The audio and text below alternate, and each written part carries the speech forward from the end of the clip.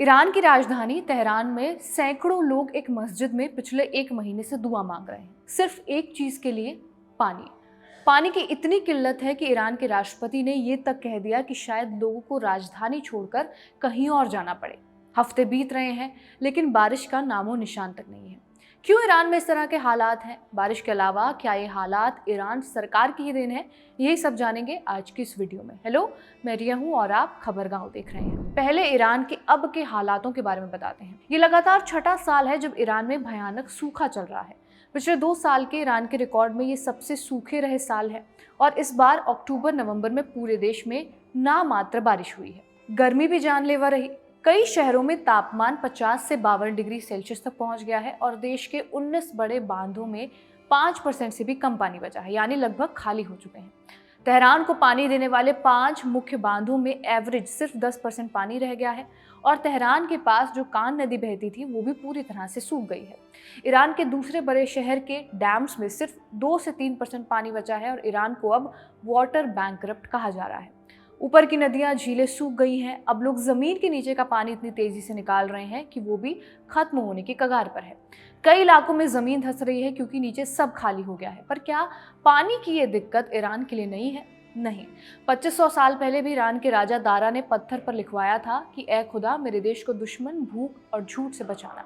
मतलब सूखा और पानी की कमी कोई नई बात नहीं है। इसमें कुदरत से ज्यादा ईरान की सरकार की ही गलती है। वो कैसे? इसे समझने के लिए हमें थोड़ा इतिहास में जाना होगा। साल था 1962 का। ईरान के कज़वीन प्रांत में एक भयानक भूकंप आया। रिक्टर स्केल पर तीव्रता थी 7.1, इतना जोरदार कि 90 गांव पूरी तरह तबाह हो गए। लगभग 12,000 से ज्यादा लोगों की मौत हुई। इस भूकंप ने ईरान में पानी की सप्लाई, सिंचाई के सिस्टम सब बर्बाद कर दिए। किसान बिना पानी के फसलें उगाने लायक नहीं बचे। इलाका पहले से ही सूखा हुआ था। भूकंप ने तो मानो इसमें आखिरी कील ठोक दी। उस समय ईरान के शासक थे मोहम्मद रजा शाह पहलवी। पहलवी नेशनलिज्म पर जोर देते थे। दूसरा, इजराइल को वो एक प्राकृतिक सहयोगी के तौर पर मानते थे। इजराइल ने पहले ही सूखे इलाकों में drip irrigation, water resources management जैसी टेक्नोलॉजी बना ली थी। 1960 में ही शाह ने यूएन के FAO यानी कि फूड एंड एग्रीकल्चर ऑर्गेनाइजेशन से वाटर एक्सपर्ट्स मंगवाए थे और इन एक्सपर्ट्स में इजरायली टेक्नीशियन भी शामिल थे। भूकंप ने पहलवी को बस एक बहाना दिया। भूकंप के तुरंत बाद ईरान के प्लान ऑर्गेनाइजेशन के हेड साफी अस्फिया ने इजराइल की टाहल कंपनी से कॉन्ट्रैक्ट साइन किया। 6 जनवरी 1963 को यह डील फाइनल हुई। शाह ने इजरायली एक्सपर्ट को चुपके से बुलाया ताकि अरब दुनिया से दुश्मनी ना हो जाए। इजराइल ने इसके ही चलते मानवीय सहायता के नाम पर मदद भेजी। पहले 1000 प्री फैब्रिकेटेड घर दान किए गए। शुरू में कुछ वाटर इंजीनियर्स आए, फिर दर्जनों और आखिर में सैकड़ों इंजीनियर्स आए। उन्होंने कज़वीन के पूरे इलाके का सर्वे किया, नए गांव प्लान किए, कुओं की खुदाई की जहां पर सदियों से रेगिस्तान था, और लोकल किसानों को नई फसलें जैसे कि टमाटर उगाने के तरीके भी सिखाए। ड्रिप इरिगेशन सिस्टम लगाए जो आज भी काम कर रहे हैं। इससे ईरान में क्या क्या बदला?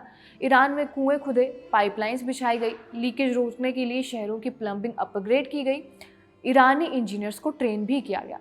इतने सारे इजरायली फैमिलीज के साथ ईरान में बसे हुए थे कि 1960 के अंत तक कज़वीन और दूसरे जगहों पर 60 बच्चों के लिए हिब्रू मीडियम स्कूल भी खुल गए थे। इजरायली टीचर्स ने इन्हें पढ़ाया भी, और ये सिर्फ काम नहीं, दोस्ती बन गई थी। इजरायली आर्किटेक्ट्स ने रिकंस्ट्रक्शन में भी मदद की, जिससे ईरानी यहूदियों में भी अच्छा प्रभाव पड़ा। कुल मिलाकर शाह के ज़माने तक ईरान का वाटर सिस्टम कमाल का हो गया। लेकिन 1979 की इस्लामिक क्रांति ने सब उलट दिया। क्रांति से पहले इजरायली एक्सपर्ट्स ने जो साइंटिफिक, बिना राजनीति वाले पानी के मैनेजमेंट सिस्टम बनाए थे, जैसे कि ड्रिप इरिगेशन, कुओं की स्मार्ट खुदाई और फसलें चुनने का तरीका, उस सब को खत्म कर दिया गया। क्रांति के चलते इजरायली इंजीनियर्स को तो तुरंत देश छोड़ना ही पड़ा। उनके साथ काम करने वाले कई ईरानी इंजीनियर्स को भी या तो निर्वासित कर दिया गया या फिर उन्हें मार दिया गया। क्रांति के बाद धार्मिक लीडरशिप ने पानी के सारे फैसले इस्लामिक रेवोल्यूशनरी गार्ड कोर के हवाले कर दिए। अब पानी को मैनेज करने की जिम्मेदारी IRGC की थी। IRGC ने अपनी इंजीनियरिंग और कंस्ट्रक्शन कंपनियां खड़ी की, जैसे कि खताम अल अंबिया, जो पानी की समस्याओं को सुलझाने के लिए बनाई गई। यही कंपनी समाधानों के नाम पर अरबों डॉलर कमा रही हैं। साथ ही साथ कुदरत को तबाह कर रही हैं, वो अलग। इन कंपनियों ने बिना किसी चेक बैलेंस के डैम्स बनाए, नदियों का पानी मोड़ दिया, सिर्फ कमीशन और पावर के लिए। निर्वासित ईरानी पत्रकार निक कौसर, जो वाटर माफिया टर्म को पॉपुलर करने के लिए मशहूर है, वो वॉल स्ट्रीट जर्नल से इससे जुड़ी बातें बताते हैं। उनके मुताबिक डैम और पानी ट्रांसफर स्कीम्स इसलिए अपनाए गए क्योंकि ये बड़े बड़े कमीशंस देते थे। कॉन्ट्रैक्ट्स में पारदर्शिता ना के बराबर थी और कोई जवाबदेही ही नहीं थी। आईआरजीसी की ये कंपनियां पैसे के साथ साथ पानी को भी गलत दिशा में बहा रही हैं। फेवर्ड इलाके जैसे कि धार्मिक सेंटर्स की तरफ पानी को मोड़ा जा रहा है। आपको उदाहरण के तौर पर जैसे बता देते हैं कि 2002 से आईआरजीसी का कोमरुत प्रोजेक्ट देज नदी का पानी दक्षिण पश्चिम ईरान से कोम शहर की तरफ मोड़ रहा है। इससे कोम को फायदा तो हुआ ही, लेकिन कोसर के सोर्सेज के मुताबिक ये पानी का इस्तेमाल कहीं और भी हो रहा है, पास के underground Fordow uranium enrichment plant की मशीनरी को कूल करने के लिए। इसी प्लान पर जून 2025 में अमेरिकी बंकर बस्टर बमों से हमला हुआ। ऐसे डाइवर्जन से कई खेत और कम्युनिटीज बिना पानी के रह गए, फसलें सूखी, पशु मर गए। खासकर कम फेवर्ड ग्रुप्स जैसे कि अरब बलोच इलाके के किसान गरीबी में धकेल दिए गए, जिससे वो अपने गांव छोड़कर परिवार के साथ साथ बड़े शहरों की तरफ भागे।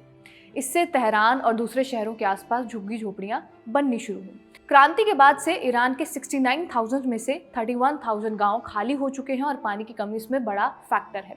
इससे शहरों पर भी बोझ बढ़ रहा है। दूसरी तरफ क्रांति के बाद शहरी आबादी के बढ़ती पानी की जरूरतों के लिए कोई प्लानिंग नहीं हुई है। इन शहरों की पानी की डिमांड ही पूरी नहीं हो पा रही है। तेहरान का ग्रेटर मेट्रो एरिया, जहां पर 17 मिलियन लोग रहते हैं और जो पूरी देश की 20% आबादी है, यहाँ सबसे ज्यादा खतरा है। दूसरे शहर भी सूखे का शिकार है।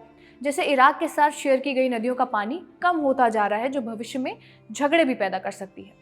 ये संकट अवॉइड हो सकता था मगर पानी को सही ढंग से मैनेज किया जाता तो। लेकिन आईआरजीसी की वाटर माफिया ने सब कुछ बर्बाद कर दिया। सबसे डरावनी बात यह है कि एक्वीफर्स यानी कि जमीन के नीचे पानी की परतों का ओवर पाइपिंग इतना ज्यादा हो गया है कि तेहरान और इस्फान में जमीन धंसने लगी है। तेहरान में सालाना 25 सेमी तक धंसाव हो रहा है, जो दुनिया के लेवल से 140 गुना ज्यादा है। इससे बिल्डिंग्स क्रैक हो रही हैं, पानी की पाइपलाइंस टूट रही हैं और इंफ्रास्ट्रक्चर खतरे में है। ये सब आईआरजीसी की बांधों और डाइवर्जन प्रोजेक्ट से हुआ, जो पर्यावरण को नजरअंदाज करके सिर्फ प्रॉफिट के चक्कर में बनाए गए। जैसे गोटवेन डैम, जिसने खुजिस्तान में नमक फैलाकर इकोसिस्टम को पूरी तरह बर्बाद कर दिया। आज ईरान वाटर बैंकरप्ट है। डिमांड सप्लाई से कहीं ज्यादा है और रिजीम की भ्रष्टाचार ने इसे और गहरा कर दिया है। अगर सुधार ना हुए तो ये संकट पूरे मिडल ईस्ट को भी प्रभावित करेगा। पर इजराइल यहाँ ईरान की मदद करने को तैयार है। इजराइल के प्रधानमंत्री बेंजामिन नेतन्याहू ने अगस्त 2025 में ईरानी लोगों को ऑफर दिया था। नेतन्याहू ने कहा कि हमारे वाटर एक्सपर्ट्स ईरान आकर तुम्हें इस आने वाली तबाही से निकालेंगे, लेकिन शर्त यह है कि ये दुश्मन वाली रिजीम खत्म हो और नई सरकार आए जो दोस्ती वाली हो। ये ऑफर कोई नई बात नहीं है। 2018 में भी नेतन्याहू ने ऐसा ही कुछ कहा था, लेकिन 2025 में ये फिर से इस संकट के चलते नेतन्याहू की ओर से ऑफर दिया गया है। ईरान की सरकार ने क्लाउड सीडिंग भी आजमाई है। इसमें बादल में कुछ खास पाउडर या फिर केमिकल छिड़के जाते हैं ताकि बारिश या बर्फ गिरे, लेकिन साइंटिस्ट ने इसकी सफलता को लेकर अभी तक कोई पक्की राय नहीं दी है। फिलहाल ईरान में हालात सुधर नहीं रहे हैं, तो शायद ईरान में प्रदर्शन भी हो सकते हैं। 2021 में इसी तरह पानी की कमी के चलते ईरान में प्रदर्शन हुए थे। आने वाले समय में साफ हो पाएगा कि ईरान इजराइल की तरफ जाता है या फिर इस संकट को सुलझा पाता है या फिर नहीं। आपका इस खबर के ऊपर क्या कुछ कहना है, हमें कमेंट करके जरूर बताएं। कैमरे के पीछे निवेदिता, आप देखते रहिए खबरगांव।